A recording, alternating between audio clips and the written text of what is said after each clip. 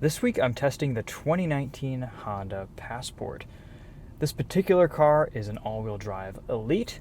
MSRP is around $43,600. Let's go over some first impressions, what I think about this the first couple days on the road. And we'll start with a walk around on the exterior, go for a drive, and also we'll do a little audio system test towards the end.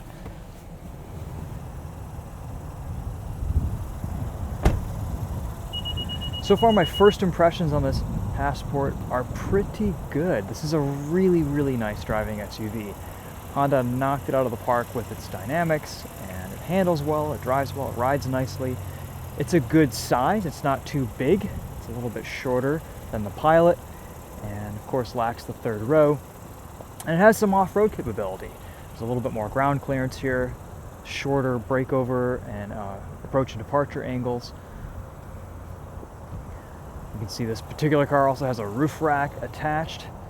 It's ready for some rugged adventure and rooftop tent action.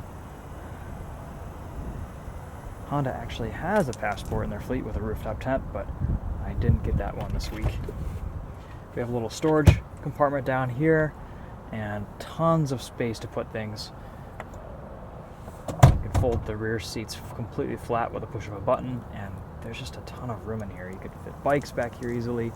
You even have a little 12-volt power outlet, cigarette lighter port, automatic closing tailgate.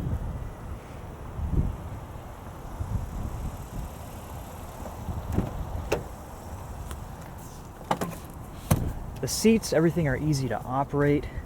You can move the second row back and forth, lean it back a little bit more to get some more comfort. There's a really nice amount of legroom, a completely flat floor. And you even get a little window shade for some extra privacy. The seating positions in this Passport are all very comfortable. Back seat feels like an armchair. Overall, I'd say it's a pretty nice, attractive interior. Honda has been doing a really nice job with their build quality and interior materials, especially on their higher trims these last few years. You have rear climate control, another AC plug outlet here, 2.5 amp USB chargers. The way the buttons and the switches and all of your touch points feel are very premium, very nice. Even the door close has a smooth, crisp feel to it. It's definitely a nice, solid feeling vehicle. Front seats have armrests that you can adjust to your preferred height. You have a pretty decent amount of storage here in this bin. Various ways that you can arrange it. A couple more USB plug outlets as well as an auxiliary audio input. And another cigarette lighter port. And of course you have Honda's infotainment. This touchscreen is nice. It's a good distance from the driver. It's easy to access. Apple CarPlay works well. It's bright, it's colorful. I wish these were actual physical buttons on the left. Sometimes they're a little bit tough to navigate when you're at speed, but that's okay. Heated and cooled seats.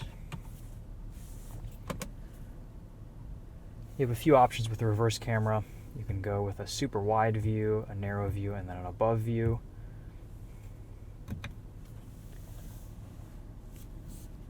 And of course, a few options here in the menu that you can see. We'll leave it on trip computer. Been averaging pretty good gas mileage this week, about 24-25 miles to the gallon, with probably a pretty 60-40 mix of highway city driving. Great ergonomics in this Passport. Heated steering wheel controls are right at your fingertips. Lots of audio controls. You even have some paddle shifters back there.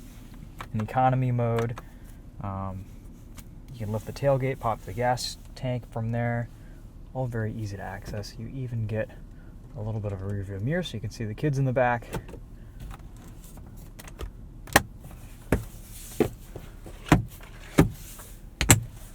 Everything acts and operates as it should in a new Honda. All right, let's take it for a drive and we'll listen to this sweet 3.5 liter V6. This thing sings.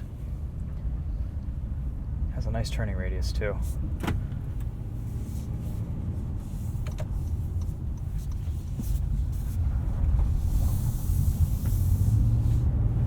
It says 280 horsepower, mated to a 9-speed automatic transmission.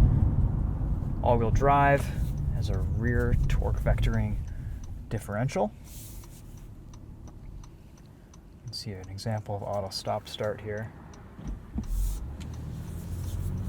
The system works really well in the background.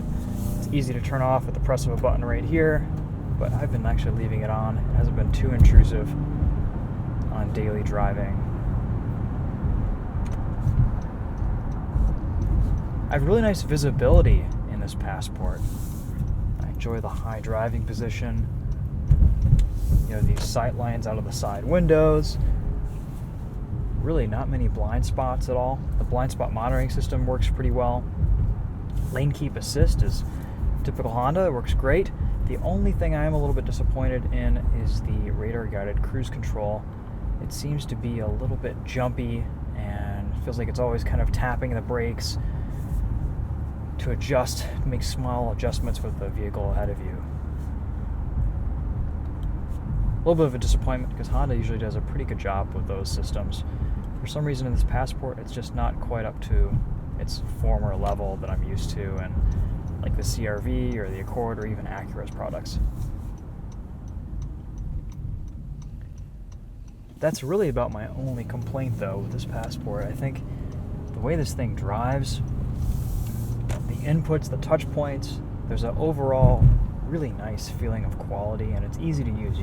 You can jump into this car and really get comfortable with the ergonomics right off the bat. I like how thin the steering wheel is. It's a nice, soft, smooth leather. Of course, this is a brand new car. It'll wear in a little bit. But right now, it feels very nice, very premium. Once we see some entrance ramps, this actually has a surprising amount of grip. Turn-in is nice and sharp. There's not a lot of body roll.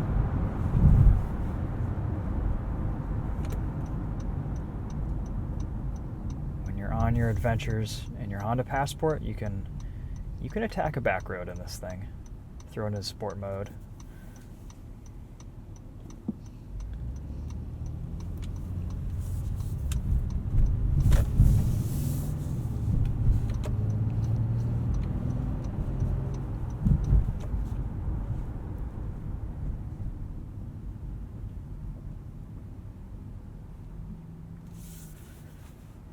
For a larger SUV, this feels to be a really nice size. It's a little bit shorter, so it doesn't feel as big on the road. A little bit shorter, a little bit wider.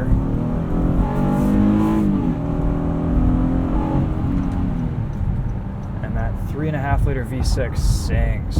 It sounds really good. We'll throw it into sport mode for this entrance ramp here. Show you what it can do. Brake pedal feels great.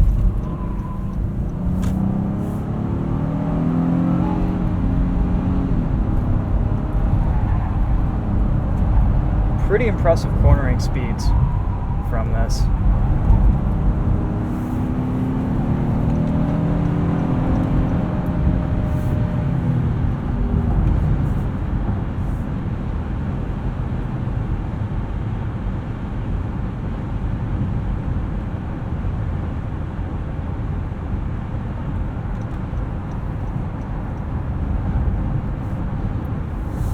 Try the lane keep assist. Lane keep assist in this is really useful for when you need to just take your eyes off the road for half a second, deal with Apple CarPlay, or select something on your climate control settings or radio. Keeps you nicely centered. There's no bouncing between the lanes. It's a very good system, does a really nice job.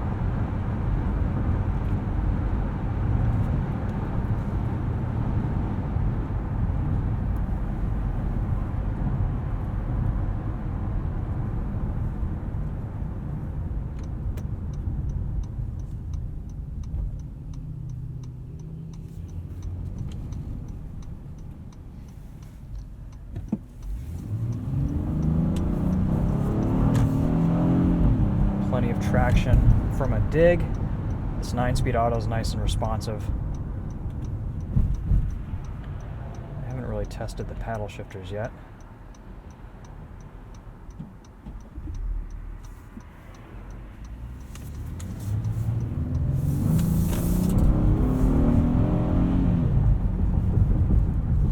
Yeah, this V6 is a sweet motor.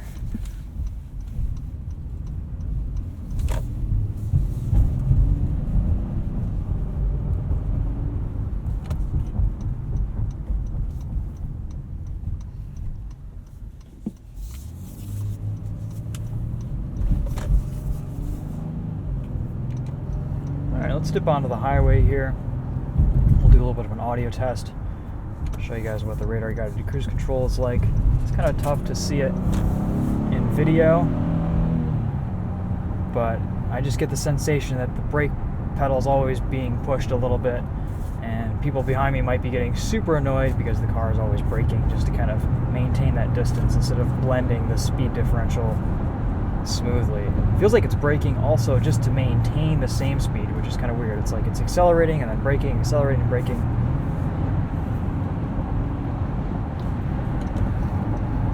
Dip in behind this semi-truck, keep it at 70 miles an hour.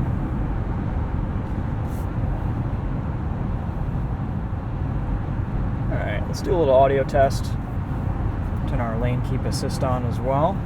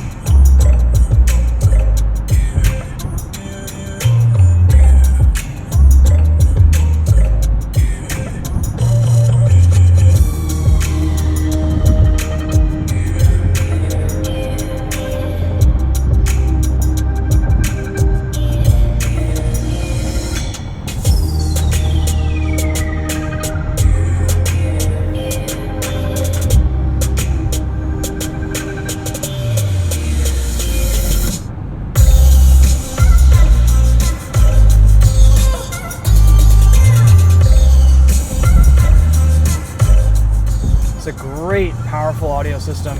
Sounds fantastic, really no complaints there. You notice back there, this lane keep assist system doesn't quite navigate corners. It's not autopilot. And it's not intrusive when you're just driving down the highway. It keeps you nice and centered without you having to fight the wheel. You need to swerve a little bit to avoid a pothole or something. It's not gonna freak out on you or give you too much resistance.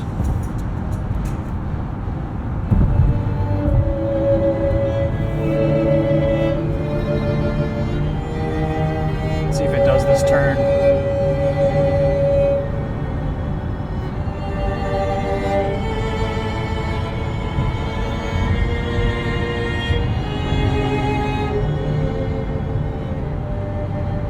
It does a pretty nice job there. Had a little bit of an issue at the middle of it.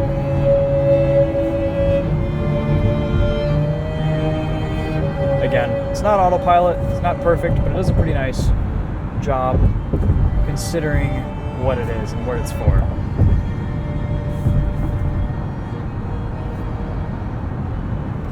You can jump 5-mile-an-hour increments by holding the up and down switch on the cruise control. The car is smooth to when you merge over to accelerate. See how it handles the slower vehicle here, slowing down for me. Put my turn signal on, overslows a little bit there.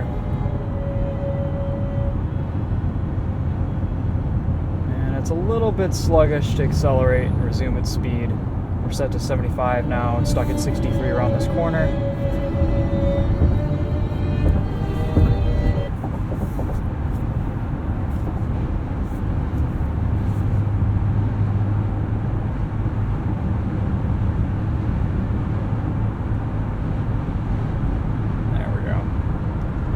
Alright guys, so that's the Honda Pilot. Really nice car. Really impressed with its overall driving feel and level of comfort. Great driving position. It looks nice. Police reported ahead. Very typical Honda in here. No shakes or rattles. It's very quiet at speed. Not a lot of wind noise. Decent fuel economy. Four-wheel drive. Off-road capable. Spacious. Really, really nice overall package that I've been impressed with these last couple days. Let me know if you guys have any questions in the comments. I'm not sure if I'll do another video on this for the TOPher, but be sure to head over to Winding Road Magazine's YouTube channel for a POV night drive and also just a POV test drive of this car without any talking, with just the car speaking for itself. If you haven't already, be sure to be wearing headphones to get the full driving experience with the binaural audio. Include that in just about every video except for the occasional track test on my channel and on Winding Road's channel. Other than that, that's it for this one. Thanks for watching. We'll see you guys later.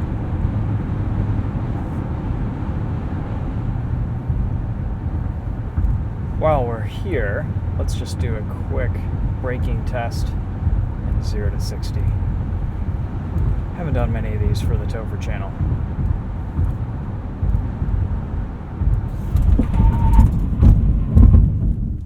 Nice brakes.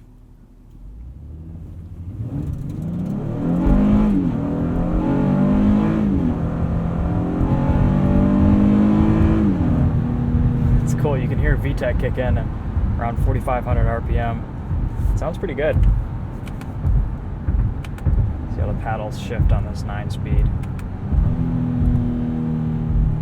Downshifts are nice. There's a little bit of an acceleration as it rev matches.